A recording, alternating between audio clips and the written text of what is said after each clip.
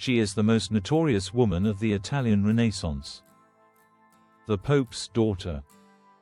A serial poisoner. A seductress who slept with her own father and her own brother.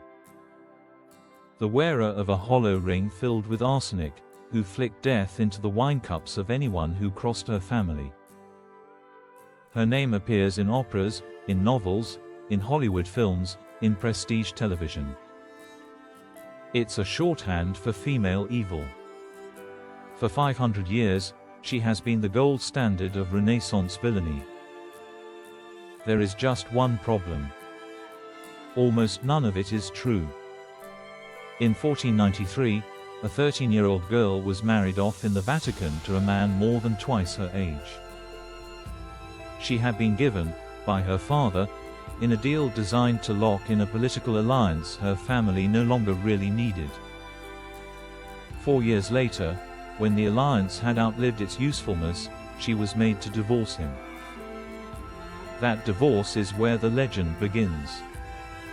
Because when the rejected husband walked out of Rome, humiliated, he did something that would echo for 5 centuries.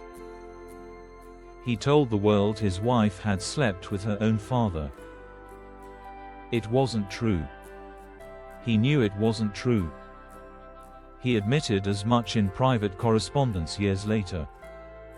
But the rumor fit. It was lurid. It was unforgettable. It was the kind of story that sticks to a name like a stain. Over the next 100 years, the enemies of the Borgia family, and there were many, took that single accusation and built a monument on top of it. They added incest with her brother. They added poison. They added orgies. They added a ring that didn't exist, filled with a substance nobody could name, used to kill enemies in unspecified ways. By the time she'd been dead a generation, the story was complete. Lucrezia Borgia, the most evil woman in Christendom. Modern historians, starting in the 1800s and accelerating over the last 50 years, have gone back to the archives. They've read her actual letters. They've examined who wrote the original accusations and why. And what they've found rewrites everything. Today we're going to walk through the 3 great crimes of Lucrezia Borgia. We're going to meet the men who invented them. We're going to look at what she actually did with the one thing the legend never mentions, her own 20-year career as one of the most effective rulers in Renaissance Italy. And by the end, you'll understand why the woman history painted as a monster was something very different. This is the real story of Lucrezia Borgia. Lucrezia Borgia was born in April of 1480 into a family whose rise had been meteoric and whose enemies were numerous. Her father was Rodrigo Borgia, a Spanish cardinal who 12 years later, through a mix of talent, intrigue, and well-placed bribes, would become Pope Alexander VI. Her brother Cesare would become one of the most feared military commanders in Europe and the model for Machiavelli's The Prince. That is the family she was born into. Not the center of power. The youngest child. A girl. In the world of 15th century Italian aristocracy, a daughter was a diplomatic asset. You married her off to seal alliances. You divorced her when the alliance outlived its usefulness. You married her off again. You kept doing it until she was too old, too scandal-stained, or too dead to matter. Lucrezia was 13 when her father married her off for the first time. The groom was Giovanni Sforza, a minor Italian lord from a powerful family her father wanted as allies. 4 years later, the political winds shifted. The Borgias no longer needed the Sforzas. In fact, they now wanted them gone. Pope Alexander ordered the marriage annulled. The grounds, publicly, were that the marriage had never been consummated, which meant, under canon law, that Giovanni Sforza was impotent. He was asked to sign a document confirming this. In front of his family. In writing. For history. Imagine you are a Renaissance nobleman. Your entire identity is built on honor, virility, and your capacity to father heirs. And the most powerful man in Christendom is standing over you with a pen, demanding that you publicly declare yourself a eunuch, or lose everything. Giovanni Sforza did the math. He signed. And then, privately, enraged, he did something else. He told his family that the real reason Alexander wanted the annulment was because the Pope was having sex with his own daughter. And wanted her back in Rome. That was the first shot. The incest rumor is the single most important accusation against Lucrezia Borgia. It is the charge that anchors everything else. Every later story, the poisonings, the seductions, the orgies, builds on the premise that this was a woman capable of the worst betrayal imaginable. And the worst betrayal, in the Renaissance moral imagination, was sex with your own father. Here is what the evidence actually shows. The accusation originates from exactly one person. Giovanni Sforza.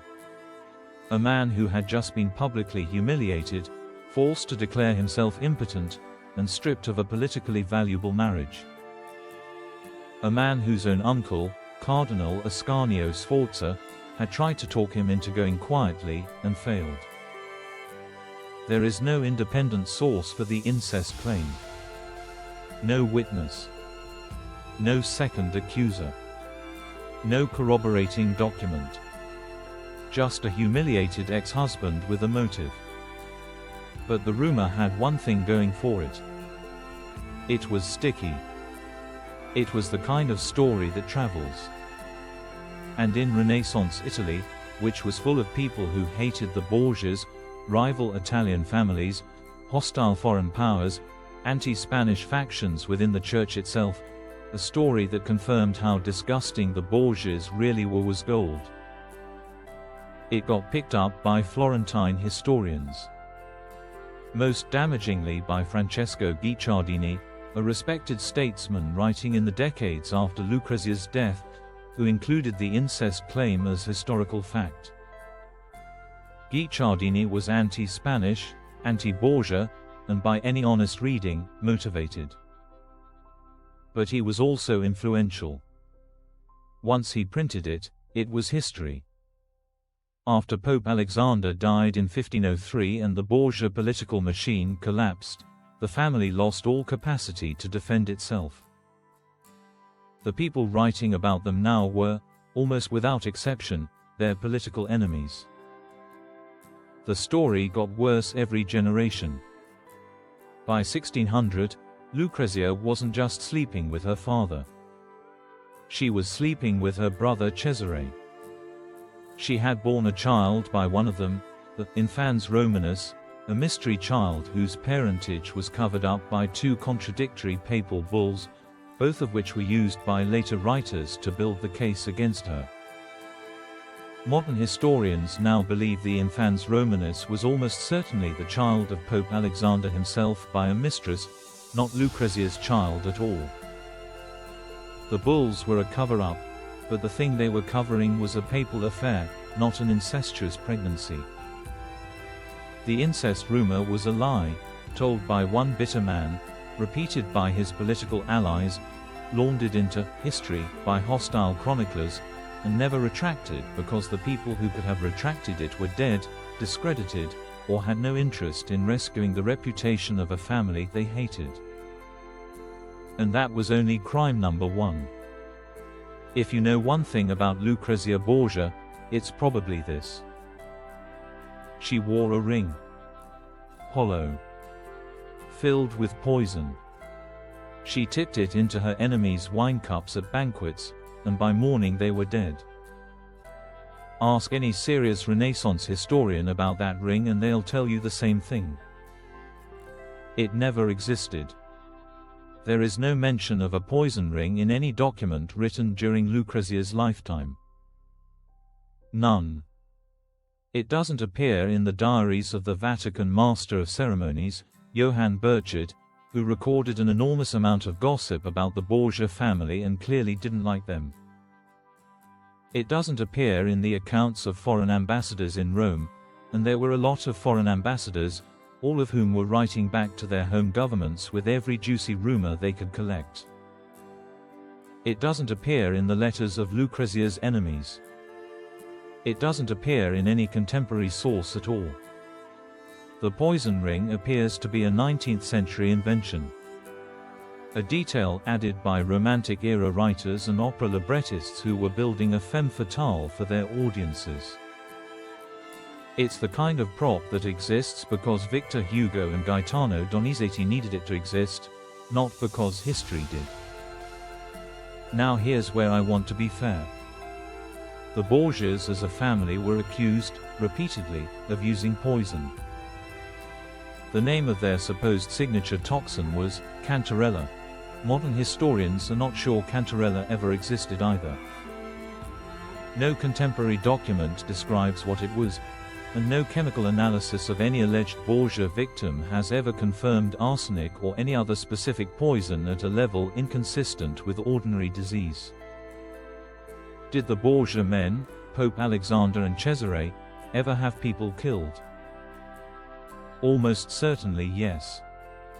Cesare Borgia was a 15th century warlord, and 15th century warlords killed people. There's a famous moment where he invited a group of rival captains to a peace conference in Senegalia and had them strangled. That's not propaganda. That happened. But here is the distinction that matters. Every documented killing associated with the Borgia family was carried out by men. By soldiers. By assassins employed by Cesare or commissioned by Alexander. Lucrezia's name does not appear in a single contemporary account of an actual poisoning, an actual assassination, or an actual murder. The serial poisoner who ruled Renaissance Italy from behind a hollow ring is a 19th century fiction pasted onto a 15th century woman.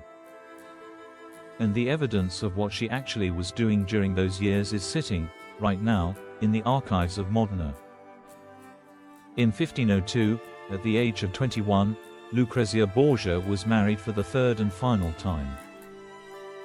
The groom was Alfonso d'Este, heir to the Duchy of Ferrara, one of the most cultured and politically important city-states in northern Italy. The marriage was, predictably, opposed. Alfonso's father, the Duke of Ferrara, reportedly tried to avoid the alliance by appealing directly to the King of France. He didn't want the Borgia stain on his family. But the match went through, because the Borgias at this moment were at the height of their power, and the Pope was a very hard man to say no to. A year later, Pope Alexander was dead. The Borgia Empire collapsed almost overnight. Cesare Borgia's armies dissolved. The new Pope was an enemy of the family. Lucrezia, in theory, was now a political liability, the scandal-stained widow of a dead empire, married into a family that hadn't wanted her. Here's what she did instead. She became Duchess of Ferrara. And she was good at it. Spectacularly, documentedly good at it. Her husband Alfonso was frequently away, fighting wars. When he was gone, Lucrezia governed. She handled diplomatic correspondence with the other Italian states. She managed the duchy's finances. She administered justice. She was trusted, repeatedly, with decisions that in most Renaissance courts a wife would never be allowed near. She also patronized art on a scale that shaped the Italian Renaissance. The poet Ludovico Ariosto dedicated work to her. The painter Titian painted her circle. She corresponded with the great minds of the age. 290 of her letters from the Ferrara years survive in the State Archives of Modena.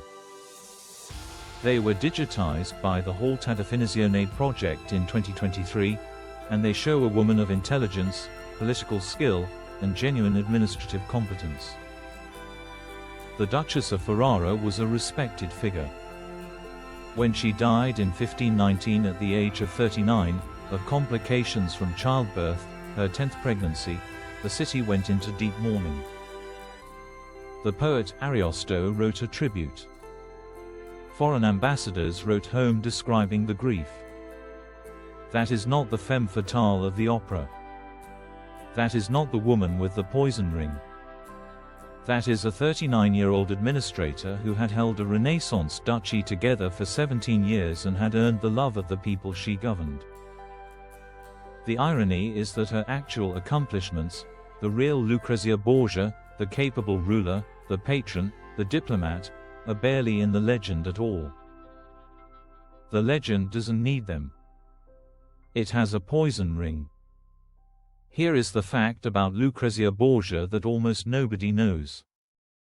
The version of her you think you know, the hollow ring, the poisoned wine, the seductress who destroys men, the walking embodiment of female evil, that version was largely finalized in 1833. 314 years after her death. By a Frenchman who had never set foot in Ferrara. In 1833, Victor Hugo, yes, the same Victor Hugo who would later write Les Miserables and The Hunchback of Notre Dame, wrote a stage play called Lucrezia Borgia. It was a romantic-era melodrama. It was designed to shock audiences. It presented Lucrezia as a ruthless poisoner tormented by guilt, a woman who murders and seduces her way through Rome until her own son dies by her hand. The play was a sensation. 3 months later, in the same year, the composer Gaetano Donizetti adapted it into an opera. That opera, also called Lucrezia Borgia, became one of the most performed works in the 19th century repertoire. It's still performed today. It's how most people who think they know Lucrezia Borgia actually know her. The 19th century romantics loved her. Alexandre Dumas, author of The Three Musketeers, wrote about her as part of a series called Celebrated Crimes, confirming the incest, confirming the poison. The pre-Raphaelite painter Dante Gabriel Rossetti painted her as a dark seductress holding a poisoned goblet. Frank Cadogan Cooper painted her in decadent sensual poses. Every serious Victorian household had some vision of Lucrezia Borgia on a wall or in our libretto. None of them were using archival sources. None of them were reading her letters. They were copying each other, cross-referencing each other, reinforcing each other, building a legend out of a rumor that had started with a humiliated ex-husband 300 years earlier. And here is the really remarkable thing. The rehabilitation had already started by the time Hugo wrote his play. In 1840, just 7 years later, an English lawyer named William Roscoe published a defense of Lucrezia based on archival sources, arguing she could not have been guilty of the incest charge. In the 1870s, the German historian Ferdinand Gregorovius wrote a rigorous biography using the actual Ferrara documents.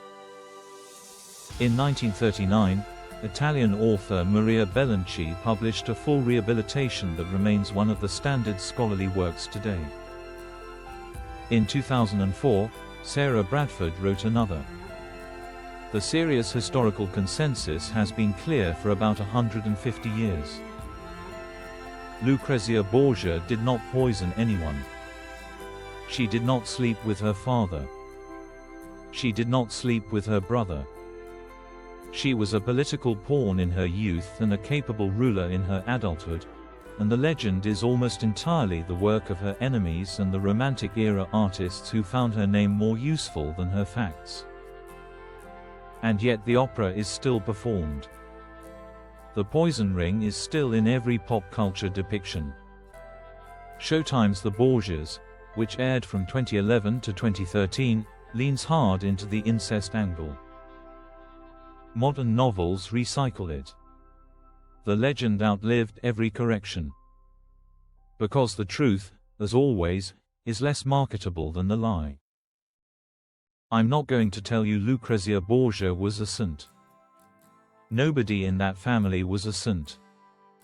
She lived inside the most violent, corrupt, politically brutal dynasty of the Renaissance, and she certainly knew what her father and her brother were capable of. She may have warned her first husband when Cesare was planning to kill him. She almost certainly knew more about Cesare's assassinations than she ever put in writing. She survived in a world where survival meant complicity, and to some extent, she was complicit. But complicity is not the legend. The legend is that she was the moral center of Borgia evil. That she poisoned her own lovers. That she slept with her own father. That she wielded death from a hollow ring. That she was the seductress who dragged men to their doom.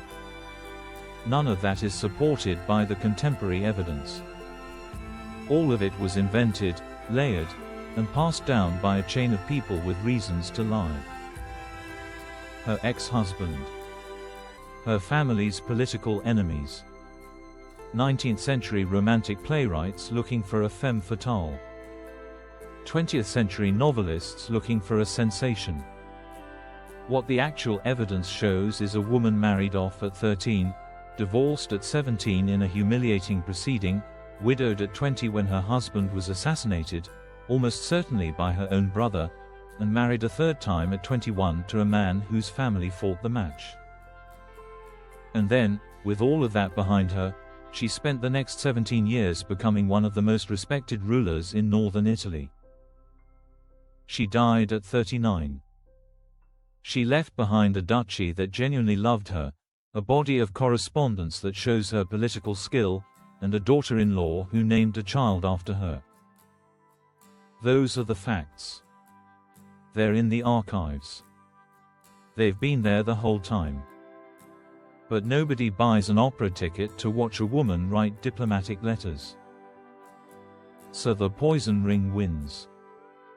And she stays a monster. The real Lucrezia Borgia has been waiting, quietly, in the archives of Modena for 500 years. All you have to do is look. History is written by the winners. We say that a lot. But history is also written by the entertainers, the playwrights, the opera composers, the novelists, the TV writers. And sometimes the entertainers get hold of a story and they make it so good, so dramatic, so perfectly shaped, that the truth never gets a chance to compete. Lucrezia Borgia has been dead for over 500 years. She cannot defend herself. But the letters can. The administrative records can. The people of Ferrara, who loved her and mourned her, wrote things down. The evidence has been sitting in archives for centuries, waiting for anyone curious enough to read it. She wasn't a monster. She wasn't a saint.